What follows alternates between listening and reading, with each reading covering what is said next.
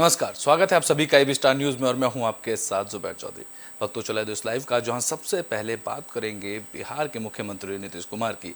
आपको बता दें कि नीतीश कुमार दिल्ली में 3 दिवसीय दौरे पर हैं, जिसको लेकर उन्होंने बीजेपी सरकार पर निशाना साधा है। बिहार के मुख्यमंत्री नीतीश कुमार ने इस बार बीजेपी के खिलाफ पूरी तरह से मोर्चा खोल दिया है। वह लगातार बीजेपी पर हमला कर रहे हैं और बार बार 2024 में होने वाले लोकसभा चुनाव में बीजेपी को सबक सिखाने की बात कह रहे हैं। इस बीच नीतीश कुमार विपक्षी एकता कायम करने के प्रयास में विभिन्न दलों के नेताओं से मुलाकात करने के लिए 3 दिवसीय दौरे पर दिल्ली पहुंचेंगे। नीतीश कुमार 7 सितंबर तक दिल्ली में रहकर विपक्षी के नेताओं के से मुलाकात करेंगे। नीतीश कुमार 2024 लोकसभा चुनाव के मद्देनजर विपक्ष को एक मंच पर लाने की कोशिश करेंगे। जेडीयू का मानना है कि वह बिहार में सबसे लंबे समय तक मुख्यमंत्री रहने के बाद अब राष्ट्रीय भूमिका निभाए। पार्टी के नेता ने बताया कि दिल्ली के दौरे के दौरान कुमार के एनसीपी शरद पवार, दिल्ली के मुख्यमंत्री और आम आदमी पार्टी के प्रमुख अरविंद केजरीवाल से भी मिलने की संभावना जताई जा रही है। नीतीश कुमार के हरियाणा के पूर्व मुख्यमंत्री ओम प्रकाश चौटाला से भी मिलने की संभावना है। दिल्ली दौरे से पहले नीतीश कुमार ने रविवार को पटना में कहा कि सारी विपक्षी पार्टियां एक हो जाएं और मिलकर के चुनाव लड़ेंगे तो भारी सफलता हाथ लगेगी। हम संख्या की बात नहीं करते, बस यही बात कहते हैं कि एक साथ होकर लड़ेंगे तो भारी सफलता हाथ लगेगी। हम लोग कुल 7 पार्टी हैं, 4 पार्टी से दिल्ली में मुलाकात करेंगे, बाकी और लोगों से भी दिल्ली में मुलाकात की जाएगी। कईयों का फोन आता रहता है। राष्ट्रपति और उपराष्ट्रपति से भी नीतीश कुमार मुलाकात करेंगे। नीतीश के दिल्ली दौरे पर जेडीयू अध्यक्ष ललन सिंह ने कहा कि दिल्ली में नीतीश विपक्षी एकता के लिए काम करेंगे। 38% वोट बीजेपी के खिलाफ है। अगर 62% एक वोट एक हो जाए तो 75 से ज़्यादा वोट एक हो जाएंगे। तो वहीं नीतीश कुमार ने जनता दरबार के बाद दोपहर में दिल्ली निकलेंगे। तो वहीं जनता दल यूनाइटेड की राष्ट्रीय परिषद के दूसरे दिन और आखिरी दिन रविवार को बैठक आयोजित की गई थी, जिसमें बिहार के मुख्यमंत्री नीतीश कुमार ने बीजेपी को लेकर बड़ी बातें कही थी। उन्होंने बैठक में पार्टी नेताओं के सामने खुलकर स्वीकार किया कि हमसे 2017 में गलती हुई थी। नीतीश ने एनडीए में शामिल होने के निर्णय को मूर्खतापूर्ण बताया। नीतीश ने कहा कि 2013 में हम लोग एनडीए से अलग हो गए थे, एक गलती हुई थी। 2017 में फिर एनडीए में वापस चले गए, जिसकी वजह से कुछ राज्यों के कई लोग हमसे अलग हो गए। नीतीश ने कहा, फिर मैं अब जब एनडीए से अलग हुए तो लोग कह रहे हैं कि वह ठीक हैं। उन्होंने कहा कि 2017 में बीजेपी के साथ वापस जाने की हमने मूर्खता की थी। इसके बाद पता चला कि बीजेपी हमारी पार्टी को ही तोड़ना चाहती है। उन्होंने आगे कहा कि यह मान लीजिए कि जब जनता दल यूनाइटेड पार्टी कभी भी उनके साथ किसी भी प्रकार का समझौता भविष्य में नहीं करेगी।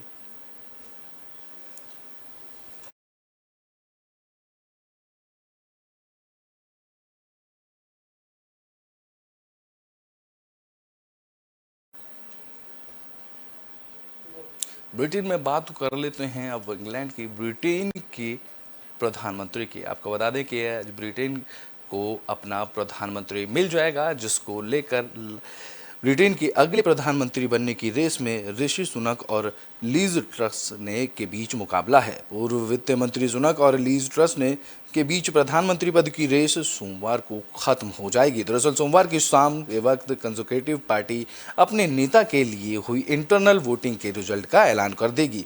जहां कंजर्वेटिव पार्टी को अपना नेता मिलेगा तो वहीं ब्रिटेन को अपना अगला प्रधानमंत्री मिल जाएगा।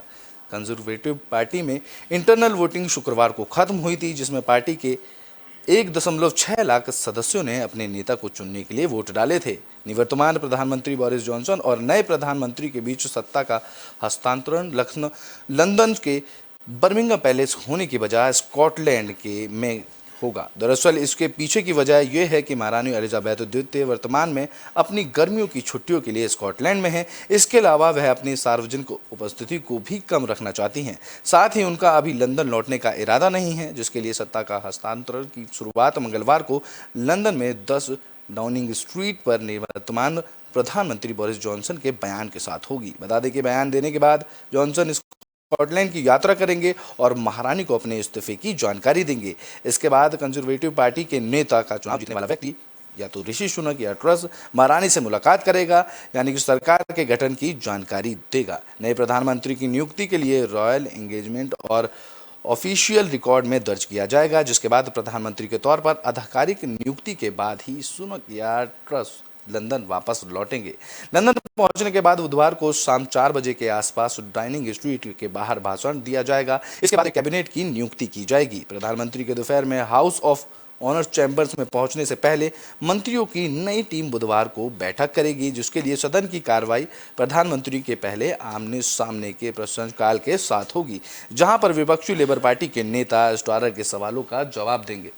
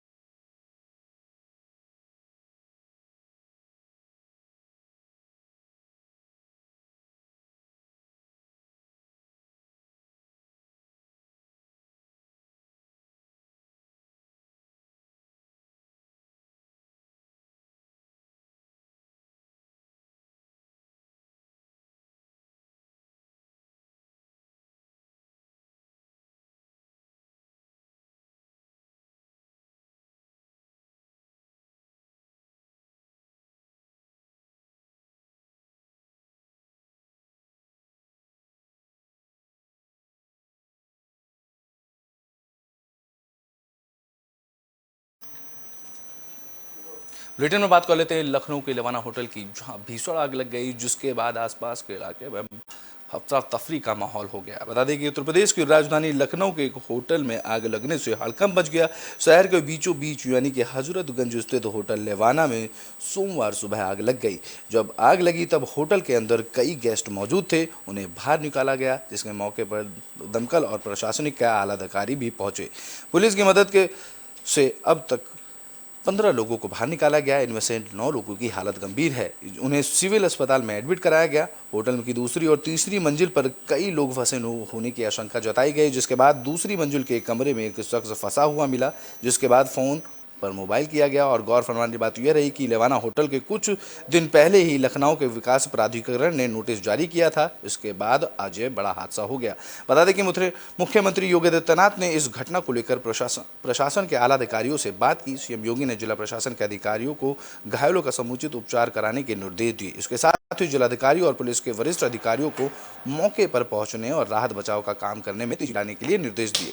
बता दें कि लोग खिड़की तोड़कर बाहर निकले जा रहे थे, जहां आग लगने की वजह से अभी तक भी सामने नहीं आई, लेकिन होटल के अंदर धुएं का गुबार देखने को मिला।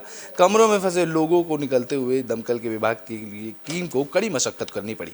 यहां तक कि खिड़की तोड़ते हुए कुछ लोग बाहर निकले, जिसके लिए इसकी पुष्टि अभी तक नहीं की गई है। मौके पर दमकल विभाग के आधा दर्जन से गाड़ियां मौजूद रहीं। इसके अलावा लखनऊ पुलिस के आला अधिकारी भी मौके पर मौजूद रहे। बताया जा रहा है कि आग सुबह करीब 6 बजे लगी। देखते ही देखते आग ने विकराल रूप ले लिया और कमरों में धुएं का गुबार हो गया।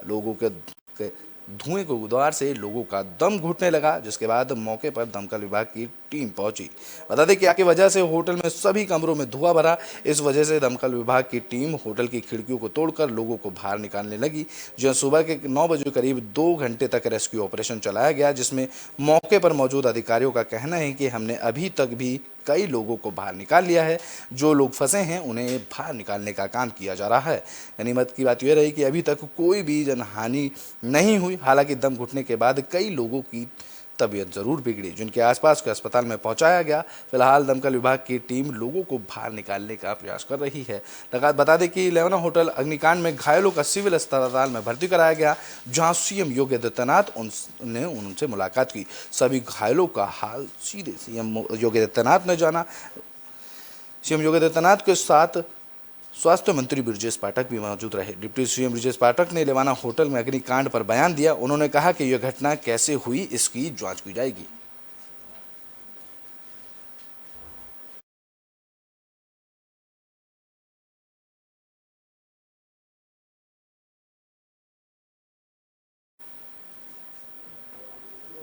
बुलेटिन के में बात कर लेते हैं हम बिहार के दानापुर की। आपको बता दें कि बिहार के दानापुर में हादसा हुआ जहां 55 लोग से भरी नाव गंगा नदी में पलट गई। बिहार के दानापुर में गंगा नदी में एक नाव डूबने से बड़ा हादसा हो गया। नाव में करीब 50 से 55 लोग सवार थे। दानापुर के एसडीएम ने बताया कि 12 लोग लापता बताए जा रहे हैं। सर्च ऑपरेशन चलाया जा रहा है। मिली जानकारी के अनुसार यह हादसा रविवार को हुआ, जहां गंगा में नाव पलटने की सूचना मिलने पर प्रशासन के अधिकारी मौके पर पहुंचे। नाव में सवार करीब 55 लोगों में से ज्यादातर लोग बाहर निकलने में कामयाब रहे, लेकिन 12 लोग नदी में डूब गए, जिनके लिए सर्च ऑपरेशन चलाया गया। बता दें कि मनेरा थाना में शेरपुर में हुए नाव हादसे में डूबे हुए लोगों की तलाश रात में भी की गई, लेकिन किसी का सुराग हाथ नहीं लग पाया। लापता लोगों के घरों में लोगों का रो रो कर बुरा हाल है। तो वहीं एनडीआरएफ की टीम ने गंगा नदी में सर्च ऑपरेशन चलाया। बताया जा रहा है कि नाव की क्षमता से ज़्यादा लोग सवार थे, इस वजह से यह हादसा हुआ।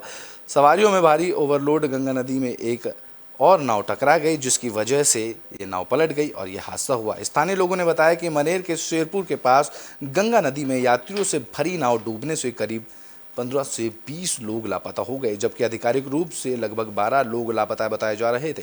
बताया जा रहा है कि गंगा पार कर शाहपुर थाना क्षेत्र के दाऊदपुर में रहने वाले लोग अपने मवेशियों का चारा लेने के लिए रोज आना जाना करते हैं और रविवार को भी चारा लेने के लिए ये लोग नाव के सहारे से पार गए थे, लेकिन लौटते वक्त नाव गंगा की मुख्य धारा में पड़ गई और नाव पलट गई। नाव पर कई लोग के साथ साथ महिलाओं और बच्चे भी सवार थे।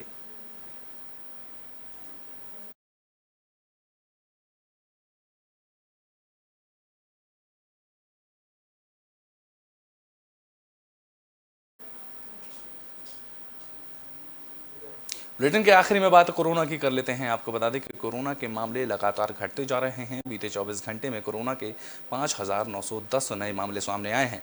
बता दें कि देश में कोरोना के मामले लगातार कम हो रहे हैं। स्वास्थ्य मंत्रालय ने बताया कि बीते 24 घंटे में कोरोना के 5,910 नए मामले सामने आए हैं। बता दें कि देश में लंबे समय बाद कोरोना के मामले 6,000 से कम मिले हैं।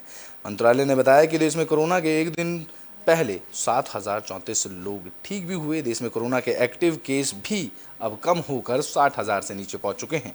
सक्रिय मरीजों की संख्या की बात करें तो ये 53,974 पहुंच चुकी है। बता दें कि देश में कोरोना के अब तक कुल 4,44,62,445 मामले सामने आ चुके हैं और कुल 4,38,80,464 लोग कोरोना से ठीक भी हो चुके हैं। इसके अलावा कोरोना से 5,28,007 लोगों की जान जा चुकी है। बता दें कि देश भर में कोरोना के मामले लगातार कम होते जा रहे हैं और लंबे समय बाद कोरोना के मामले 6,000 से नीचे आए हैं। बीते 24 घंटे में कोरोना के मामले 5,910 सामने आए हैं।